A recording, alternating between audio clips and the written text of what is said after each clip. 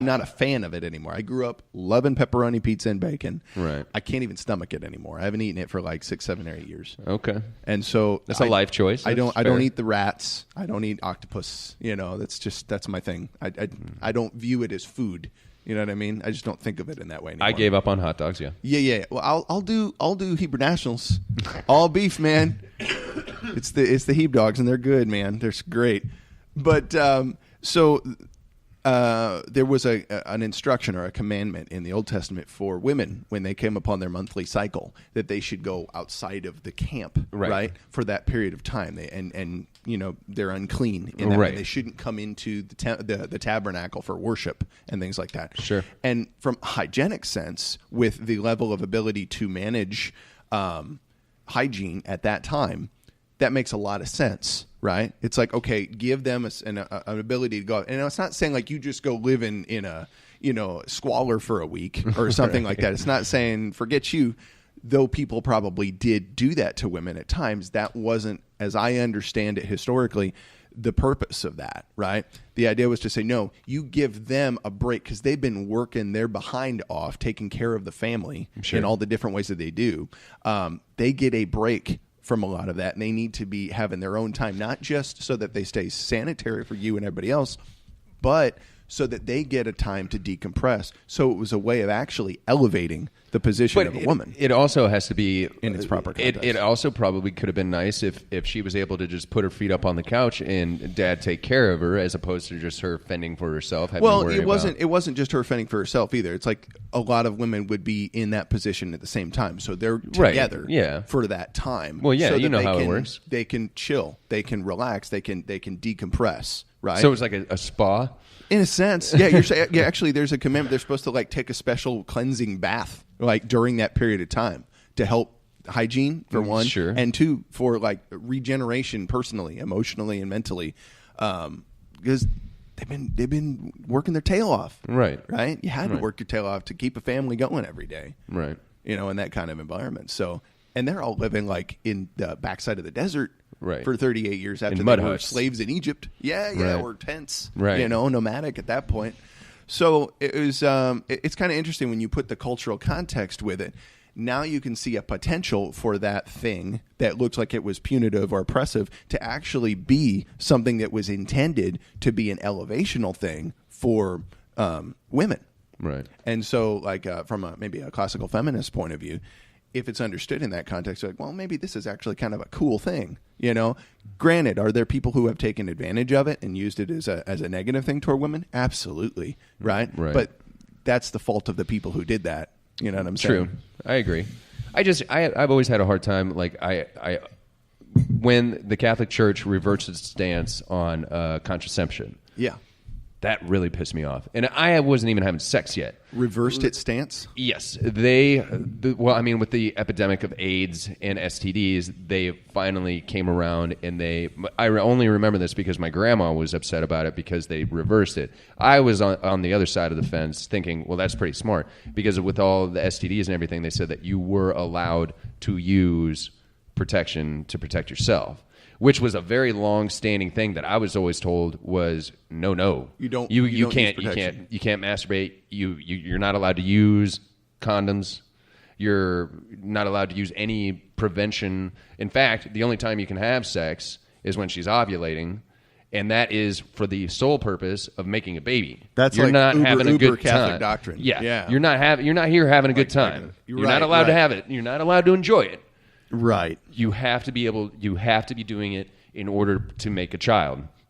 Which I think that's definitely puritanical kind of. And then when they reversed that, I thought it was smart. I was like, well, yeah, that makes sense to keep people safe. Right. But people like my grandmother were very upset about it because no, you can't just go reverse that. You can't reverse that way of thinking after telling everybody for so long. Yeah, it's not. I mean, yeah, within the community of Catholicism, believers, you're not going to just say, "Well, it's this now," and then everybody's going to be all happy to go lucky with it. Right. You got to introduce that idea slowly and demonstrate. Oh, maybe we were incorrect to take that stance. Right. In the first place, because it's not necessarily like biblical. I can understand how they would see it to be right. I understand how that came to be. Right. But yeah, in reality, there isn't any hard support for that I can understand scripturally saying, no, you should never have sex for anything but to baby making. Like, Right. I'm seeing some various, like, very clear examples in the Right. Bible that say, no, you're supposed to enjoy being ravished in the love of the wife of your youth. Right. Like, that's a good thing. Right. God saw that it was good, and he said, be fruitful and multiply. Both, right? Right. I'm all a fan of being fruitful, man. Yeah. So when and this is another thing, my grandmother hated it when I got my vasectomy. Man, Yeah. she really fucking hated that. She didn't come out and say it, but she cried a couple of times knowing that I wasn't going to have any Yeah. more kids, and it was just like, Grandma, 2 is enough. You've got 4. You're not Jim Bob Duggar over here. I've got 2, and they keep me on my feet enough. Right. Not to mention, I do think, like me and my ex-wife, we always talked about it, like, well, we're here, and when we're gone, we're leaving these 2 little ones to take our place, so we don't have 1,000 babies like some people that are on welfare that are just having babies just to make money off of it. It's we didn't want to leave that. Not that all those folks are out to do that. But No, there are those. absolutely not. I know Absolutely. you know that. I know that's for the listeners. Absolutely not. But people want you to do get hate mail. People do it. Oh, right. But yeah, let's go ahead and take a break. Yeah, hour 15. That's a good place. Yeah, hour and 15. We've got a we're going to take a break. We'll be right back. Thank you guys for listening to the William Barron Show. We'll be right back. Stay tuned to The William Barron Show.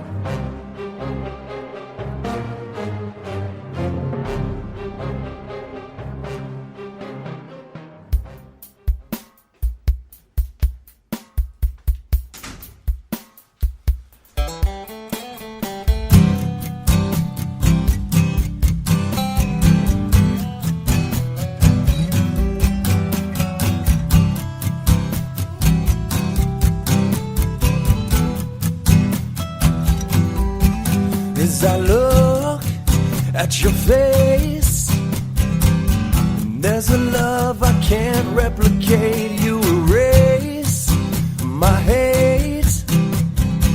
At worst case, just take me away underneath a while. Let me enjoy this smile. Let me forgive and forget for a little while.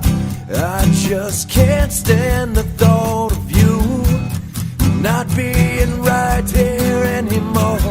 Yeah, yeah, yeah. Yeah, yeah, yeah. Yeah, yeah, yeah. Yeah, yeah, yeah. Yeah, yeah, yeah. Yeah, yeah, yeah. 'Cause you wanted to be, you are everything and more to me. Please follow me. Let me hold you up so the world can see that no one's perfect, no one hurts and heals the way they want to. Forget the bruises, forget how this feels. And you and I alone, no one can tell us apart. We can just forget about the days when we let each other down a lot. I'll stand right here. My throat is clear. And I will never. And welcome back to the William Barron Show breakfast. What is it? Early edition? What is it? Daybreak edition. Daybreak edition. I need to You write gotta, that like, down. Tattoo it on your forehead or I need something. to write that down. So now that we're done with all the history lesson Yes. for our listeners, you brought in a gas mask that Correct. you want me to try out. And Well, I'm interested to see this thing. I'm going to demonstrate Okay. first. Okay. And you know what? What I'd recommend is grab your iPhone or something and snap a little clip. You could share that if you want. All right, I'll do that in a minute. Okay. Yeah. I don't want to film the whole thing. I don't want to bog down. Just the demonstration part. I want to see it on and yeah. Oh, okay. Or should we film you do it? No, 'Cause no. that'd be funnier. No, This no. is mine. This is issue to me. as an official thing, but I've been going through my gear, just making sure that, routinely you need to make sure that your gear is in order, right? So I've seen videos all over the internet that demonstrate how you properly put on a gas mask and all of that kind of stuff, because it's one of the things you're doing from basic training. They teach you. They actually, in basic training, take you into a room where they release CS gas, like tear gas type stuff, right? And it's a choke agent, it's a mucus membrane, right? Irritational agent, right? It's so you awful. want that fucking thing to work. You do, but even when it was working, like this is a newer version. The older version I had, what was it, like 16 years ago when I went through basic. Even when it was working, it wasn't working? Even when it was working, you still felt the burning. You still felt the effects to some degree. I mean, yeah. Ooh. And maybe I didn't have the best seal. I was still learning how to do it right. But yeah, it's pretty rough. And then you take it off, you're really feeling it. Like I'm hacking and snotting everywhere. It's awful. But they teach you these 3 things called the 3 general orders that we had to learn, the basic general orders that apply to every troop. And the Army ones are different from the Air Force ones, all that kind of stuff. It's been so many years I haven't said my general orders for the Army forever, but I knew them at that point in time. I had them memorized by heart. Right. And so the drill sergeant's like, he pulls 3 of us aside. He's like, all right, I want you to recite your 2nd general order right now. And I'm coughing and hacking my way through it, but I say it. And that's my ticket out. If I want to get out of there, I got to show that I'm still cognizant of what's going on, and I can use my faculties to still be effective, even if I'm slightly incapacitated by this stuff. Sure. And that's the whole idea. It's like have confidence in your gear, but also have confidence in your ability, even if your gear fails. You're being affected. Sure. Yeah. You got to still get the mission done. Okay. So at any rate, gas mask. The idea is you got to put this on fairly rapidly. I think the 9 seconds is the standard. Now, are you going to try and do that? I'm not going to try. You're going to do Correct. it. That boy. Well, I like that attitude. That's what you're supposed to do. I'm not going to try. So if you want to watch, if you want to count it down, all right, go right ahead. Yeah. Time it with. All here right. you go. I've got the thing right here. In fact, you got the what? You can use mine. The what? My phone with the timer. Oh, I got you. Yeah. Okay. So here's a little. There we go. Yeah. Hold on. What's up? Oh, okay. Grabbing something. Since it's a timing. Yeah. Oh, you're gonna get yours. Okay. No. Yeah, you get the timer going. Well, yeah, I was gonna let you. You're gonna film it, huh? Yes. That's wise, and then you can put this up because I think that's allowed. I checked out with our public affairs office at the base. They said it was probably okay. Oh, okay. I mean, if it's common knowledge on the internet already, then I'm not showing anything that's not been shown a gazillion times. So, yeah, why am I slow? I'm still learning my iPhone, man. This is my first one. I got it back in like October. I'm still learning how to use these things. All right, dude, I got a timer on mine. So when I got it. When I press record, Bingo. When I press record, it's gonna have a timer on it anyway. All right, so I'm going to stand up for this so I can do it most effectively. All right. So this I is have it strapped to my side, ready to go. This is how I would get ready to rock. All right, you ready? On my mark. Get set. Go. Gas. All right.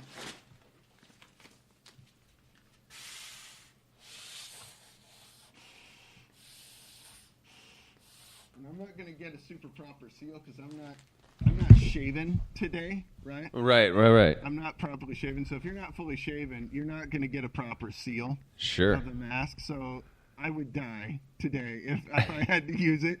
But yeah, so this is what you sound like when you're wearing a military gas mask. I would imagine, yeah. And then it's also kind of cool because you can see there's this little straw thing on the front, this little like hose deal in the bob. Right. And it comes out and then it connects to a canteen, our actual military canteen that we use. So if we're in an environment where we're doing exercises on this or we really had to use it, there it goes. There's a little straw thing I just grabbed a hold of with my teeth. And then this thing, this little tube that's out here, I connect it to the top of the canteen so that no gas gets into my canteen. Right. And then my buddy's supposed to help me, takes the canteen, turns it upside down, and the liquid will run right down into my straw, and I can actually get some water. Oh, okay. So yeah, it's pretty involved. And this is just the mask, right? There's all sorts of other stuff. Oh, right. Too. I don't have any of that with me. I wouldn't want to. Can I see it? You can totally see it. I'm going to take it off here. Hang on. So it's all clear now. Oh man! And you'll notice I had the webbing